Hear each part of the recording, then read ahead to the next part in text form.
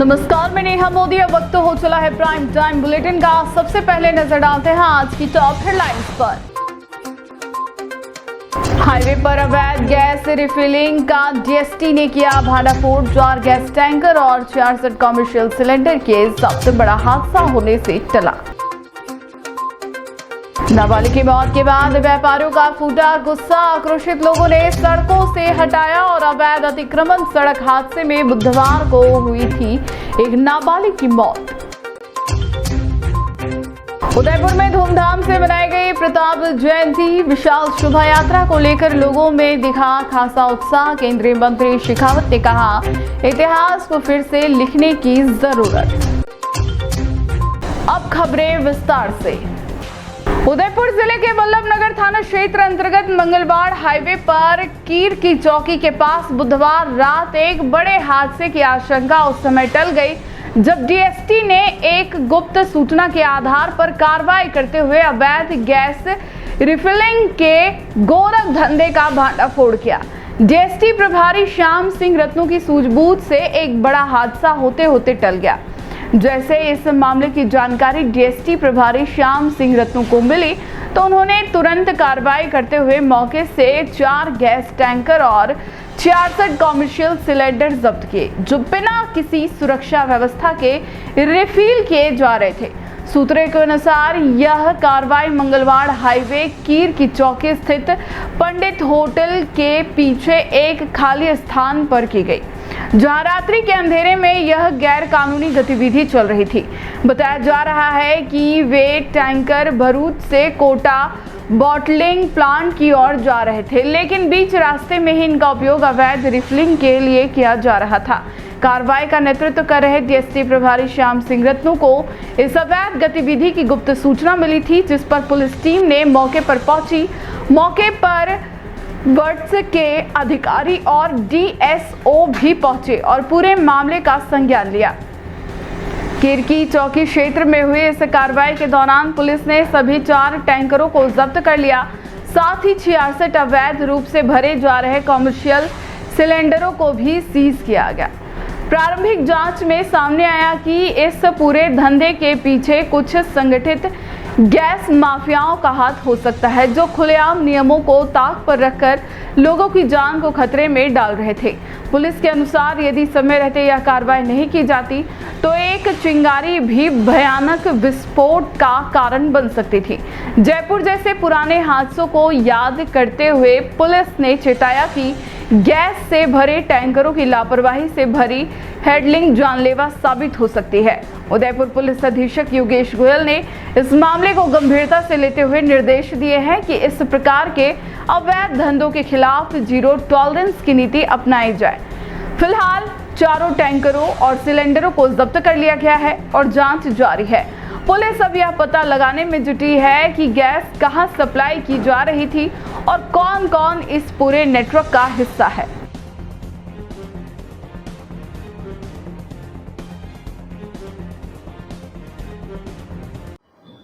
देखिए, कुछ दिनों से डीएसटी के पास इस तरह की सूचनाएं थी कि एलपीजी के सिलेंडर जो टैंकर्स हैं, जो गुजरात से लोड होकर के एलपीजी लोड करके और तत्पश्चात उदयपुर और कोटा के जो बॉटलिंग प्लांट्स हैं, जहां पर फर्दर ये अनलोड करके और आसपास के ज़िलों में एलपीजी सिलेंडर्स में भर के सप्लाई की जाती है। ये एलपीजी के टैंकर मार्ग में रुक करके और अवैध तरीके से एलपीजी को निकाल करके और सिलेंडर में भरकर उसका अवैध रूप से व्यापार किया जाता है, बेचा जाता है। चूँकि सूचना काफ़ी गंभीर थी, एलपीजी जैसा आपको पता है कि हाईली इन्फ्लेमेबल होती है, और अभी कुछ दिनों पूर्व, कुछ माह पूर्व जयपुर में एक गंभीर घटना ये हुई जिसमें कई निर्दोष लोगों की इस मामले में टैंकर में विस्फोट से कई लोगों की जान भी गई। तो सूचना चूँकि जो गंभीर थी, तो डीएसटी प्रभारी श्याम सिंह रत्नू ने अपनी टीम के साथ पिछले कई दिनों से इस आसूचना को डेवलप किया, और डेवलप करने के पश्चात कल देर रात्रि थाना वल्लभनगर अंतर्गत राष्ट्रीय राजमार्ग के पास स्थित एक पंडित होटल थी, वहाँ पर दबिश थी और दबिश देने पर वहाँ पर 4 एलपीजी के टैंकर जो एचपीसीएल के थे, जो भरूच गुजरात से लोड होकर के और कोटा बॉटलिंग प्लांट की तरफ अपने रास्ते में थे। इन बिटवीन इस पंडित होटल के पास में जाकर के ये वहाँ पर कुछ एलपीजी अनलोड करने का उन्होंने अपना एक जुगाड़, एक सिस्टम या एक मैकेनिज़्म बना रखा था। उस सिस्टम के माध्यम से वे एलपीजी सिलेंडर भर रहे थे। मौके पर एक टैंकर से कई सिलेंडरों में एलपीजी भरते हुए रेड हैंडेड पकड़े गए।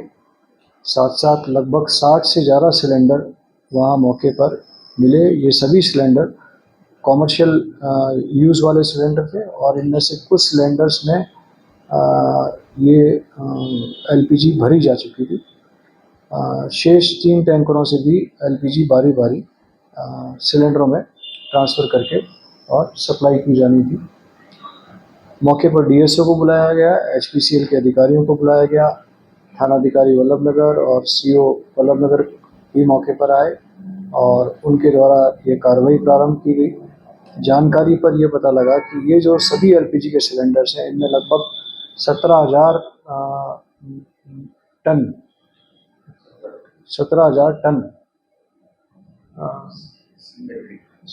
मेट्रिक टन एक टैंकर के अंदर एलपीजी आती है।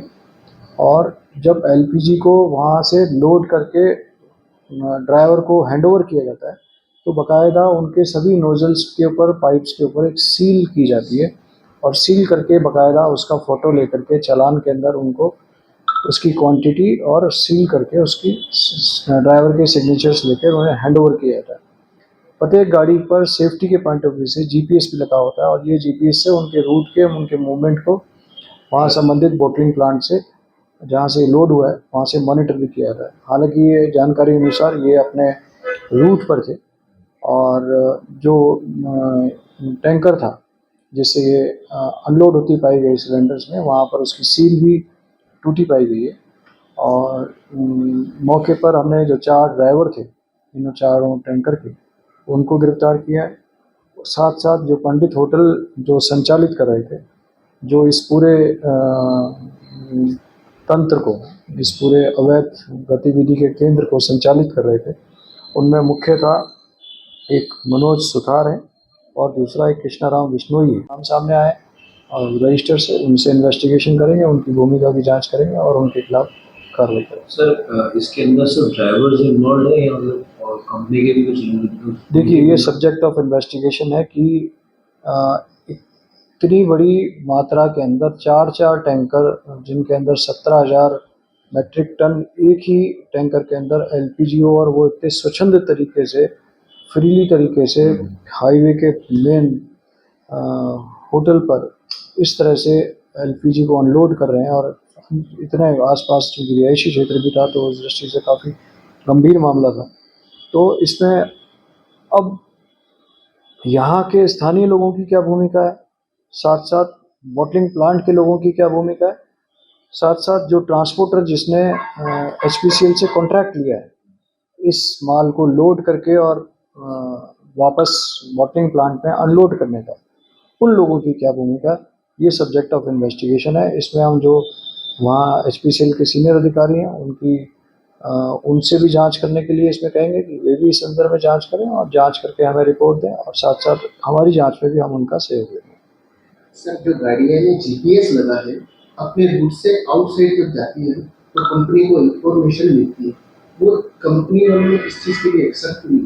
देखिए, ये अभी चूँकि कल रात की कार्रवाई है, एग्जैक्टली उस जीपीएस में क्या रूट था, क्या वे उस रूट को उन्होंने वायलेट किया या डेविएट हुए, वो सब सब्जेक्ट ऑफ इन्वेस्टिगेशन है। अगर उन्होंने अपने रूट को डेविएट किया है, वायलेट किया है, तो इस संदर्भ में उनसे सवाल पूछा जाएगा और संबंधित बॉटलिंग प्लांट से पूछा जाएगा कि आपने इस संदर्भ में क्या कार्रवाई की। उदयपुर के प्रतापनगर थाना क्षेत्र के पुरोहितों की मादड़ी इलाके में अवैध अतिक्रमण को लेकर व्यापारियों का गुस्सा फूट पड़ा। इलाके की मुख्य सड़क पर लगे अवैध लोहे के केबिन और ठेलों को व्यापारियों ने सड़क पर फेंक दिया और रोड जाम कर विरोध प्रदर्शन किया। इस कारण वहां पर भारी ट्रैफिक जाम की स्थिति बन गई। व्यापारियों का कहना है कि इस मार्ग पर अतिक्रमण के कारण कई बार सड़क दुर्घटनाएं हो चुकी है, जिनमें से हाल ही में एक सड़क हादसे में एक युवक की मौत हो गई थी।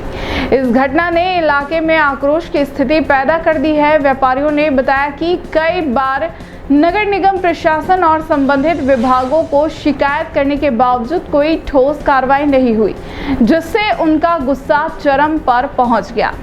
क्षेत्रीय पार्षद कमलेश मेहता ने बताया कि 2 दिन पहले हुए सड़क हादसे ने लोगों को गहरा झटका दिया और इसी के कारण व्यापारियों ने यह कदम उठाया है। उन्होंने प्रशासन से सख्त कदम उठाने की अपील की है ताकि सड़क और इलाके में सुरक्षा सुनिश्चित की जा सके। घटना की सूचना मिलते ही प्रतापनगर थाना पुलिस मौके पर पहुंची और व्यापारियों से बातचीत कर स्थिति को शांत करने का प्रयास किया। हालांकि व्यापारियों की नाराजगी अभी भी बनी हुई है और वे अवैध अतिक्रमण हटाने की जल्द कार्रवाई की मांग कर रहे हैं।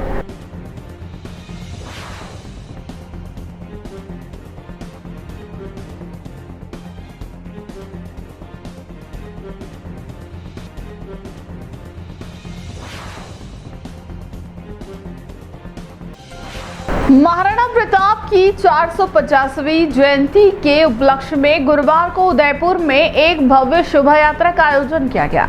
नगर निगम मेवाड़ क्षेत्रीय महासभा एवं सर्व समाज की संयुक्त पहल से निकाली गई इस यात्रा में शहरवासियों ने बड़ी संख्या में हिस्सा लेकर महाराणा प्रताप के प्रति अपनी गहरी श्रद्धा और सम्मान व्यक्त किया।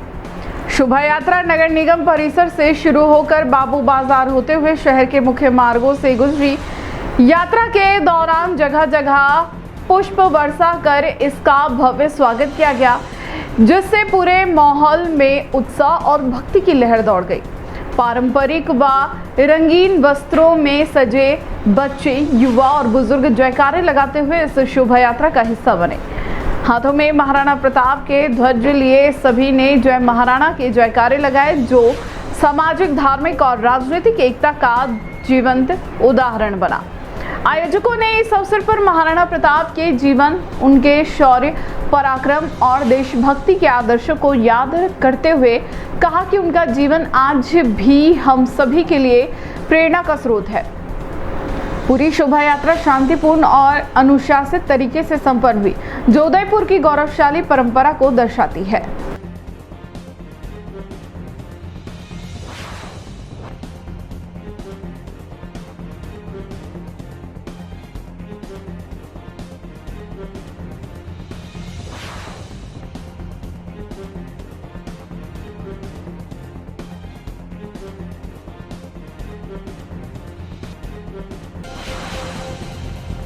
गुरुवार को महाराणा प्रताप जयंती के अवसर पर उदयपुर नगर निगम के सभागार में एक विशेष संगोष्ठी का आयोजन किया गया। इस कार्यक्रम में केंद्रीय मंत्री गजेंद्र सिंह शेखावत भी मौजूद रहे और उन्होंने मीडिया से बातचीत करते हुए महाराणा प्रताप के इतिहास को लेकर महत्वपूर्ण बातें कही। मंत्री शेखावत ने कहा कि महाराणा प्रताप एक महान योद्धा थे, जिन्होंने मुगलों के सामने कभी घुटने नहीं टेके। उन्होंने कहा कि इतिहास को एक बार फिर से लिखने की आवश्यकता है, क्योंकि वर्तमान में कई इतिहासकारों ने महाराणा प्रताप के बारे में गलत व्याख्या प्रस्तुत की है। उन्होंने यह भी बताया कि इतिहास में यह माना जाता है कि महाराणा प्रताप हल्दी घाटी के युद्ध में हार गए थे, जो कि सरासर गलत है। शेखावत ने कहा कि ऐसे महापुरुषों को उनके सही सम्मान और सम्मानजनक स्थान दिलाने के लिए इतिहास को फिर से लिखने की आवश्यक है।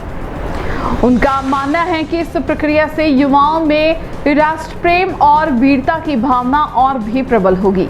कार्यक्रम में महाराणा प्रताप के जीवन, शौर्य और बलिदान को याद करते हुए उनके आदर्शों को जन जन तक पहुंचाने की बात कही गई। संगोष्ठी में नगर निगम अधिकारियों, स्थानीय प्रतिनिधियों और विभिन्न सामाजिक संगठनों के सदस्य भी उपस्थित रहे।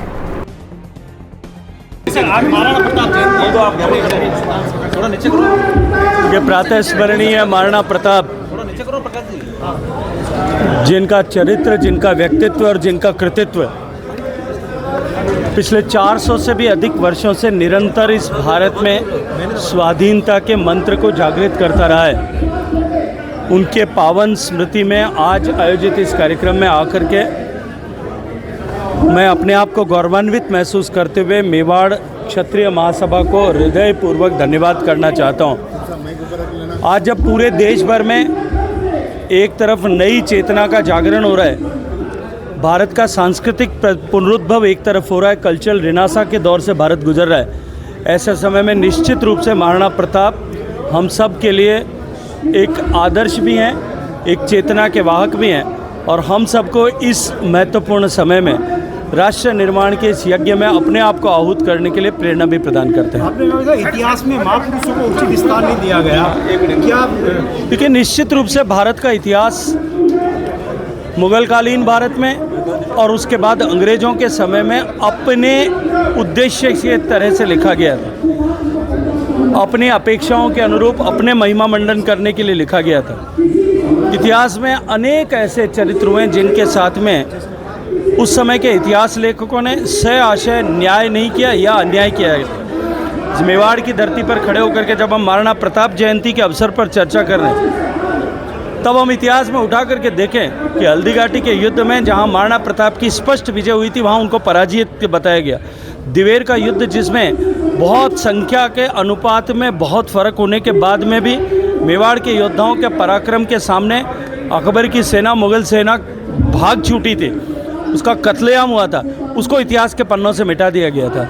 निश्चित रूप से एक रिस्पॉन्सिबल सोसाइटी की तरह हम सबको अपने इतिहास को पुनर्लेखित करने की आवश्यकता है, पर सही संदर्भों में लिखने की आवश्यकता है, ताकि हम एक तरफ इतिहास पुरुषों के साथ में न्याय कर सकें और दूसरी तरफ आने वाली पीढ़ियां उस इतिहास से प्रेरणा लेकर के और जो है भारत को विकसित भारत बनाने और विश्व का सबसे समर्थ देश बनाने की दिशा में आगे बढ़ सकें। वर्धमान महावीर खुला विश्वविद्यालय की ओर से गुरुवार को उदयपुर में विधानसभा कल, आज और कल विषय पर विधानसभा अध्यक्षों का समागम आयोजित किया गया।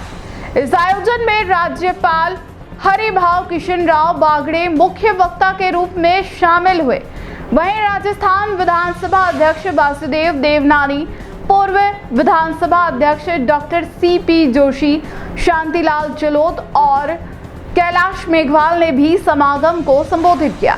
राज्यपाल बागड़े ने अपने संबोधन में मौजूदा विधानसभाओं की कार्यप्रणाली पर सवाल उठाते हुए कहा कि जब वे महाराष्ट्र विधानसभा के अध्यक्ष बने थे, तब लोगों ने उनसे पूछा कि आपका क्या काम होता है।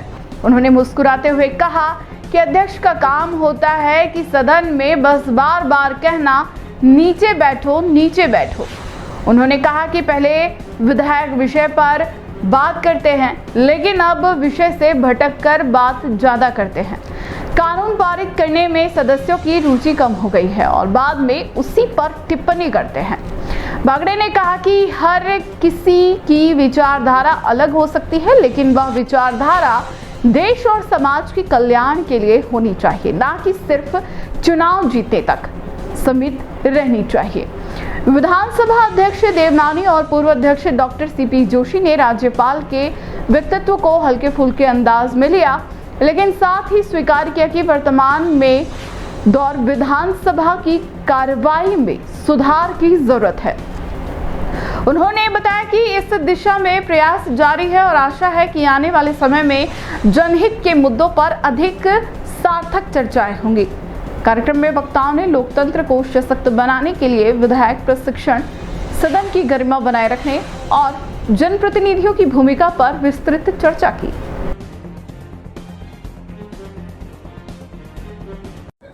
महत्वपूर्ण विषय पे आज वर्धमान खुला विश्वविद्यालय की ओर से जिस प्रकार सा विधानसभा कल, आज और कल पर चर्चा की और उसमें पुराने 3 हमारे अध्यक्षों ने और एक वर्तमान जो महामहिम राज्यपाल हैं, जो भी स्पीकर रह चुके हैं, उन्होंने भी इसमें चर्चा में अपने मार्गदर्शन किया।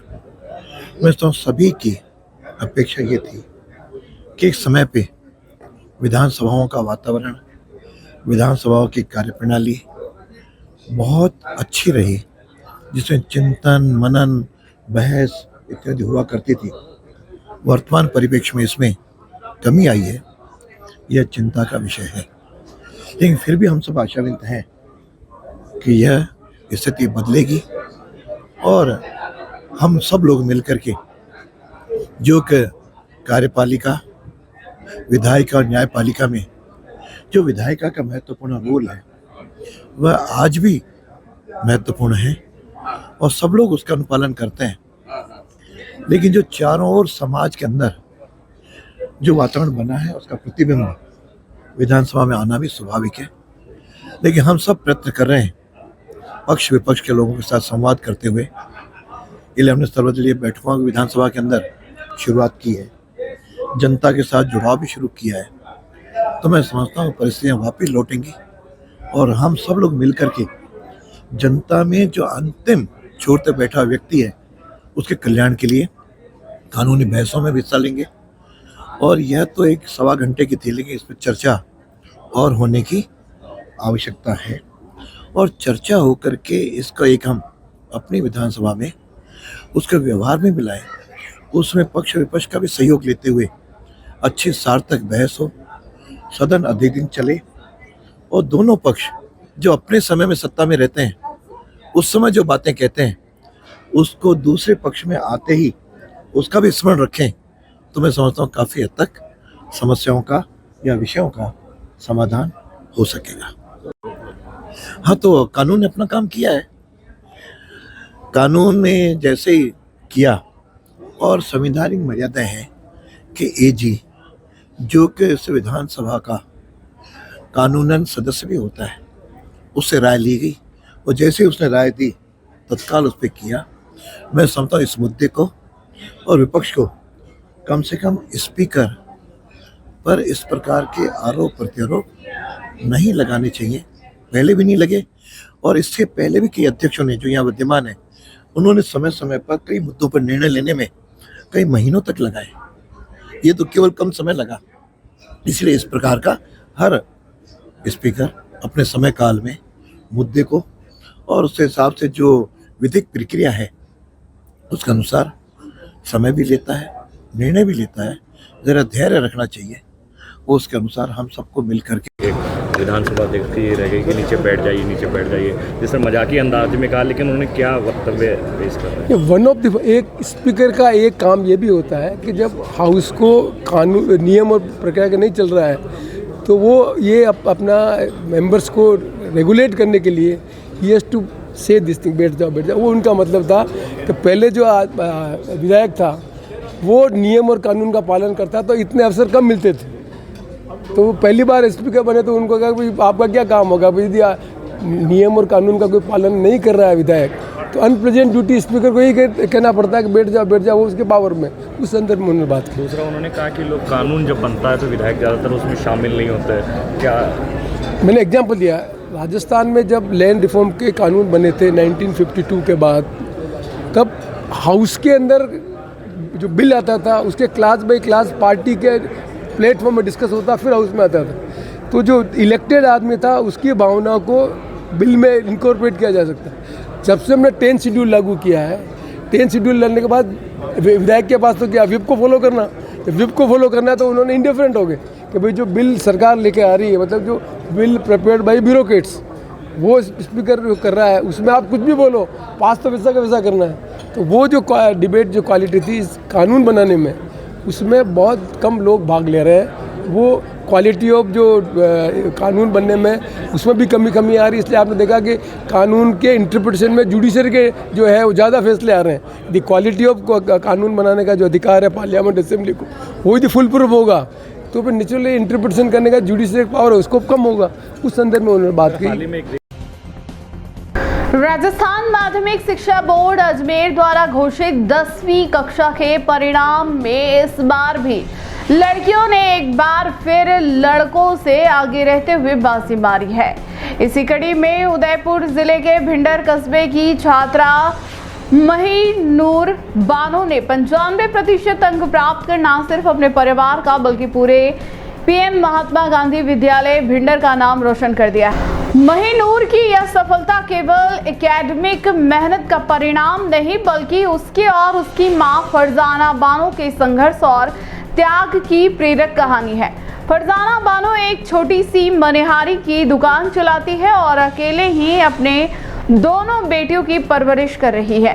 पति से तलाक के बाद जब जीवन एक कठिन मोड़ पर था तब फरजाना ने हार मानने के बजाय खुद को अपने बच्चों के भविष्य के लिए समर्पित कर दिया। महीनूर बताती है, माँ ने कभी किसी कमी को पढ़ाई के आड़े नहीं आने दिया। उन्होंने दुकान खोली ताकि हमारी पढ़ाई जारी रह सके। आज मेरी सफलता उन्हीं की वजह से है। फरजाना सुबह 8 बजे से रात 7 बजे तक दुकान पर बैठती है और कहती है, इतनी महंगाई में बच्चों को पढ़ाना आसान नहीं था, लेकिन आज लगता है कि मेहनत रंग लाई। मेरी बेटी ने सारी मेहनत सफल कर दी। महीनूर का सपना है कि जज बनने का। वह कहती है कि मैं वकील या सिविल सेवा में जाकर समाज की सेवा करना चाहती हूँ। मैं चाहती हूँ कि मेरी कहानी से हर बेटी को हौसला मिले कि हालात कैसे भी हो, सपनों को पूरा किया जा सकता है। महीनूर की यह उपलब्धि उन हजारों लड़कियों के लिए प्रेरणा है जो सीमित संसाधनों में भी बड़ा सपना देखने की हिम्मत रखती है। मेरा नाम महीनूर बानो है। मेरे 10th में 95% बने हैं और इसका मैं क्रेडिट मेरी मम्मी को ही देना चाहूँगी और जो भी टीचर्स हैं उनको देना चाहूँगी। मेरी मम्मी ने बहुत मेहनत किया है हमारे लिए और मेरे को जो भी मोटिवेशन है मेरी बहन से भी बहुत मिला है। मेरी बहन के भी उसके 10th में बहुत अच्छे परसेंटेज बने थे और मैं आगे जाके वकील बनना चाहती हूँ। मुझे वकील और जज में इंटरेस्ट है और जुडिशियल सिस्टम में मेरे को इंटरेस्ट आता है इसमें। उदयपुर शहर के समता नगर बेदला इलाके में बुधवार रात 8:30 बजे एक गाय 32 फीट गहरे खुले कुएं में गिर गई, जिससे इलाके में अफरा तफरी मच गई। इस हादसे की सूचना सबसे पहले सिविल डिफेंस कंट्रोल रूम को दी गई। मौके पर सबसे पहले एनिमल एड की टीम पहुंची और उन्होंने रेस्क्यू की कोशिश की, लेकिन कुएं की गहराई और हालात को देखते हुए मामला उनके नियंत्रण से बाहर हो गया। स्थिति की गंभीरता को देखते हुए सिविल डिफेंस उदयपुर की रेस्क्यू टीम को तुरंत मौके पर बुलाया गया। कुछ ही देर में टीम पूरी तैयारी के साथ मौके पर पहुंची। टीम ने बिना देरी किए रेस्क्यू ऑपरेशन शुरू किया। लगभग 1 घंटे की कड़ी मशक्कत के बाद गाय को सुरक्षित और जीवित बाहर निकाला गया। इस रेस्क्यू ऑपरेशन में मुख्य रूप से वाहन चालक मुकेश सेन की भूमिका अहम रही। उनकी सूझबूझ, त्वरित निर्णय क्षमता और मार्गदर्शन में पूरी टीम को दिशा मिली और गाय की जान बचाई जा सकी।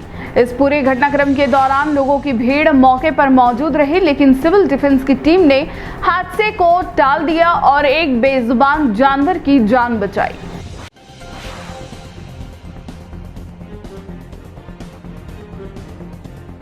टी न्यूज राजस्थान के बुलेटिन में फिलहाल अब तक के लिए इतना ही। आइए चलते चलते फिर से नजर डालते हैं आज की टॉप हेडलाइंस पर। हाईवे पर अवैध गैस रिफिलिंग का डीएसटी ने किया भांडाफोड़। 4 गैस टैंकर और 66 कमर्शियल सिलेंडर के सबसे बड़ा हादसा होने से टला। नाबालिग की मौत के बाद व्यापारियों का फूटा गुस्सा। आक्रोशित लोगों ने सड़कों से हटाया और अवैध अतिक्रमण। सड़क हादसे में बुधवार को हुई थी एक नाबालिग की मौत। उदयपुर में धूमधाम से मनाई गई प्रताप जयंती। विशाल शोभा यात्रा को लेकर लोगों में दिखा खासा उत्साह। केंद्रीय मंत्री शेखावत ने कहा, इतिहास को फिर से लिखने की जरूरत। आज के बुलेटिन में इतना ही। अब दीजिए इजाजत नेहा मोदी को। ऐसे ही तमाम बड़ी खबरें देखने के लिए बने रहिए टी न्यूज राजस्थान के साथ। नमस्कार।